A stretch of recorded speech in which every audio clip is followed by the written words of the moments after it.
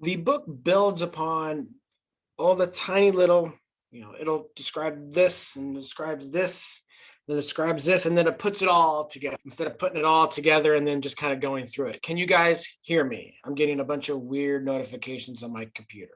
Yes? Okay. I Uh, can hear you. okay. Let me hit pause here for a second. Pause. Let's resume. All right. So it builds upon all these little bitty pieces and puts it all together. Instead of like in most textbooks, it kind of shows you the whole shoot and match and then goes backwards from there and kind of rebuilds it. This one does a slow build and then puts it all together. So we're going to give it a go. And we're going to try it that way here. So electrical activity here in the axons. This is a fancy way of saying resting membrane potential. There's those words. I told you they'd come back to haunt you. Here they are. What is the resting membrane potential that we find here in nerves? It is about minus 70 millivolts. Okay. And this is something that we can test. And I think I have a picture that shows an artist's rendition of that little bitty device. That's what we utilize. Excuse me. It is this huge negative thing is really, we're going to be talking about sodium, potassium channels. We're going to talk about sodium, potassium pumps. But there are a number of negative anions within this nerve, within the nerve itself, that does give it that huge negativity inside. All right. It's the interaction between sodium and potassium that allows the magic to happen that we're going to see here in just a little bit. So just like we saw before, the resting membrane potential here is established by the two major players, potassium and sodium. Okay. Sodium is greater on the outside, potassium is greatest on the inside. And it's the interaction between those two little things that's going to get electricity to happen. All right. Chloride ions are involved with it as well. Okay. But we are going to be talking about predominantly these two individuals, these two ions here. So these are the two that I expect you to be able to know and discuss if I was to ask this as a short answer exam question. Okay. When you're describing a graded potential, you're describing an action potential, it's these things that are going to be manipulated. Okay? To either get something to happen or even to get something not to happen, which is just as important. Okay? Causing a neuron to fire and causing a neuron not to fire are two vastly different things, but they're two very important things in terms of normal functioning of the body. Just to sit here and just to come down and pick up that individual pen, okay, I needed stimulatory and I needed inhibitory things to happen. So I didn't have intention tremors, okay, as I go in to pick up that precise, small little object. So it's going to be sodium and potassium channels that we are going to be manipulating. That's what I'm trying to hammer home here. When we change that membrane potential, that is when we get electricity to occur. Okay. And electricity, action potential, excitability, there are a number of ways that you can talk about it in general terms. All right. But it's when we get that flip flop of charge, okay, when we get the inside of this nerve to become more positive, okay, either in the axon or the dendrite or the soma, the cell body or the plasma membrane of the nerve cell body. Okay. When we get that negativity to become positive on the inside, we have altered the membrane potential. And when we've altered that membrane potential and made it become more positive, so taking it from minus 70 to minus 50, or minus 70 to 0, or minus 70 all the way to plus 30 millivolts. Okay. Any way you cut it, any way you dice it, it is excitability. Okay. When we have flip-flop a charge and the inside becomes more positive, that is always excitability. Excuse me. Are we all there with that? Everybody cool with that kind of understanding? Okay, going to become more positive, that is excitability. And as I said, it's changes of certain ions, but really the certain ions that we're talking about, everybody, is sodium and potassium. Okay, chloride ions will have a slight little play in it as well, and they get discussed. And if you go and do more upper level kind of schooling and whatnot in this field, you'll get in and you'll talk about all the little anions and whatnot that are associated with it as well.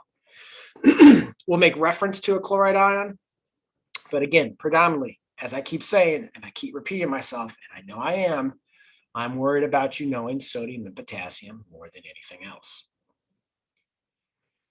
Ions will flow in what's called their electrochemical gradient.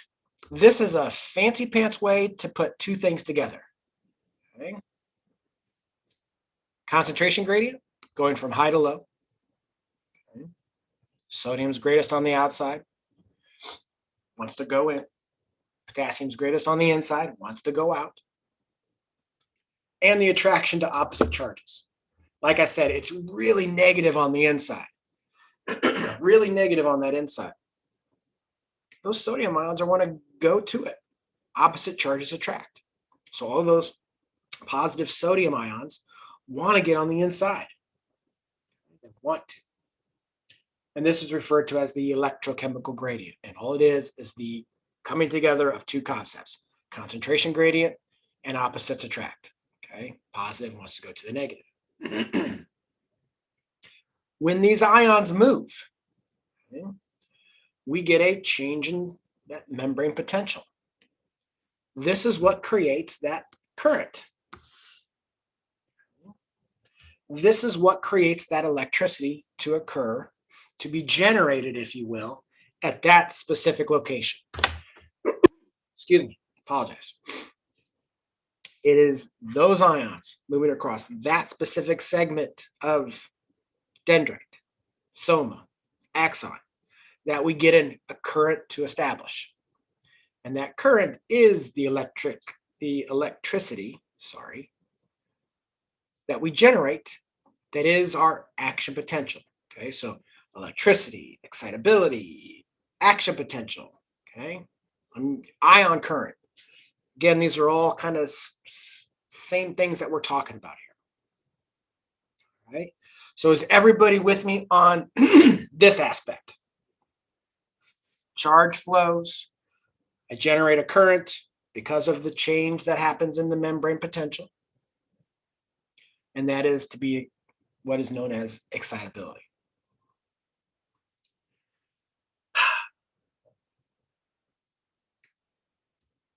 Let's add some more words. I'm going to add 3 words, and they are in bold, so you definitely need to know what in the world these are. So when a neuron is at rest, it has established its resting membrane potential. Okay, it's polarized. Okay, the inside, like I keep stating, is really super negative. And around the outside is very positive. There's a bunch of sodium ions here. When those sodium ions are stimulated to enter, okay, the inside of that nerve becomes more positive. The inside of that axon, the inside of that dendrite, the inside of that region of the plasma membrane of the soma becomes more positive. Goes from minus 70 to minus 30. That is, as we just stated, excitability. But more descriptively, it is depolarization. As more sodium ions come in, the inside of that axon, let's just say, becomes more positive. I get a flipping of the charge. Okay, so the inside is going to become more positive in relationship to the segment right outside of it. This is going to be our action potential or our graded potential. This is our electricity that we're generating in this one little region. right? Because this is all dependent upon ion channels, as we will soon find out. So as soon as those ion channels open up and those sodium ions move through, this is referred to specifically as a depolarization event, where I'm becoming more positive. I've excited the nerve. When we return to our resting, minus 70 millivolts, okay, that is referred to as repolarization. Return to resting potential, okay, the triple R, okay, return to resting, repolarization. This is going to be potassium's doing, okay. I'm going to have some specific potassium channels that are opening up and allowing potassium to move on out.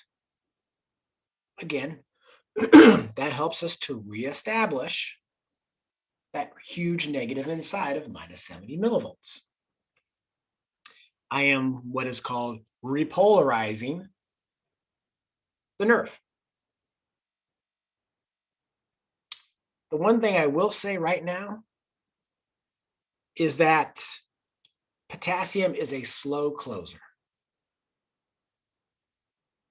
Sodium is a lot faster because of some unique characteristics that we'll point out here in a second. But potassium is not as fast to close.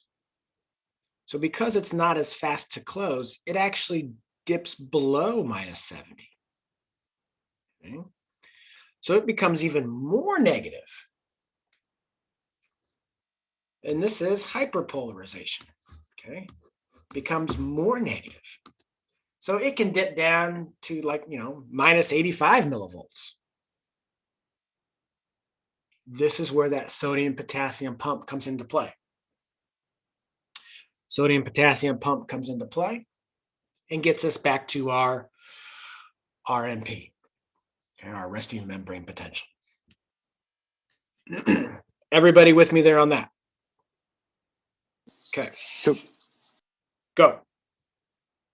Ask away, Eric. You got it? Oh, no, I was just agreeing with you. Lovely. That's the best kind of input I can get. No, I'm joking. I got a quick question. So with depolarization, did you say that sodium is the one doing that? Thanks. Mm-hmm.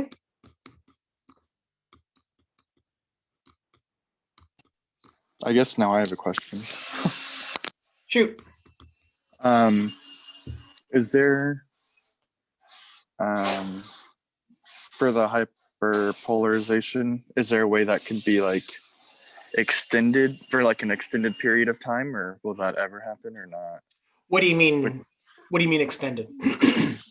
Like a huge influx of sodium, can that like stay there? I mean, I know potassium increases that, eventually. However, can that time frame be extended where it's constantly in a Hyperpolarized? negative state? Yeah. No, because the body is always going to get back to that. Now, we'll talk about some other ways that we can create scenarios to inhibit nerves from firing. Okay. And when we get into that, that will probably answer your question a little bit, because I can see where you're going. I'm just curious. I mean, I'm going to introduce a few other terms. Okay. And then, yeah. And then we'll talk about, refractory periods where we can and can't stimulate a nerve to fire anymore. And that's dependent upon these ion channels and some certain other phenomena as well. Okay. So we're going to keep building here because we're going to find a scenario for your question, kind of. Okay. Because we can send impulses that are going to be stimulatory in nature. We have the ability to send impulses that are inhibitory in nature, that can hyperpolarize a nerve and prevent it from firing. And this happens all the time. If you got up out of bed, bent down and picked something up at all throughout this day so far, your body has undergone that phenomenon. There are stimulatory to all of these muscles to get them to move and pick things up and move them around. Okay. There's also inhibitory things as well to cause this nice, smooth transition. Okay. So it inhibits some muscles, stimulates other muscles. And all that is dependent upon these type of phenomena here. Okay. So we're going to keep building here on these terms and on this phenomenon process here. We can measure all this. We can measure all of this here in an oscilloscope. And it's a fun lab to do. I have this kind of similar lab in the online lab to do. But, sticking some electrodes on your fellow classmates and yelling at them and stimulate them and watch watch them twitch and move around. Oh my God, it's so fun. And you can measure all that electrical activity. And you can measure how much muscle force is being generated with certain types of electrical inputs here. So you can measure that change in electrical activity that occurs along an axon. And you don't have to jab them with anything spiky, although it'd be a hell of a lot more accurate. But we have these fancy pants electrodes that just stick on the skin, and you can sit there and make them twitch for a few minutes. It's fun as all hell to watch. Okay.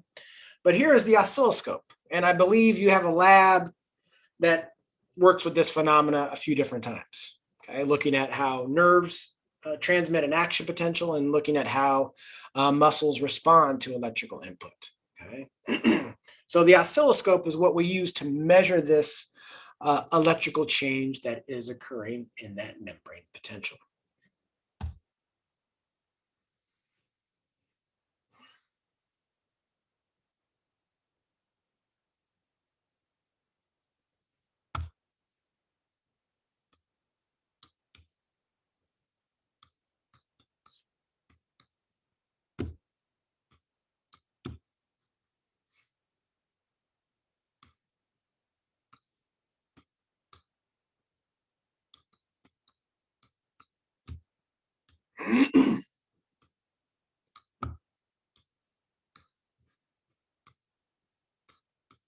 All right. So here's just some words that I had, I believe, on the last kind of couple slides there. Again, depolarization event is the movement of sodium ions into that cell. Repolarization, I don't have it listed on here, but repolarization is what happens when potassium leaves. Okay. Again, potassium channels are very slow to close. So it gets a little bit more negative, okay, because it takes a while for that ion channel to squeeze shut. As this is slowly coming here and shutting up, potassium ions are running through that sucker.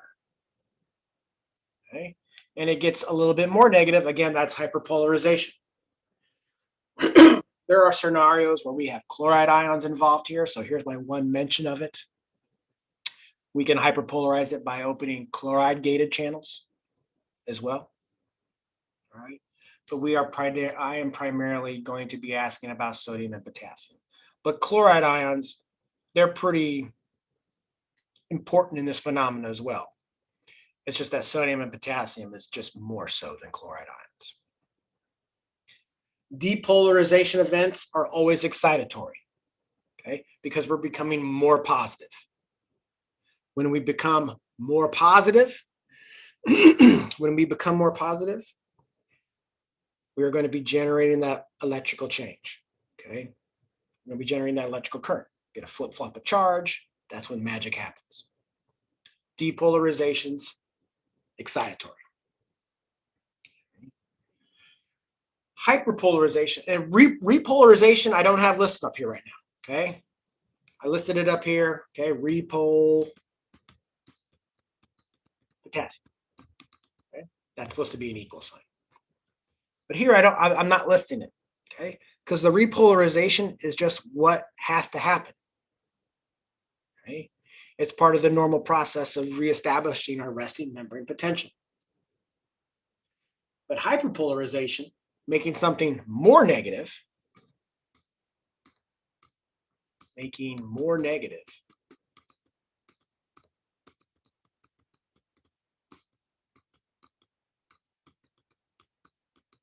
okay, making it more negative, that is inhibitory.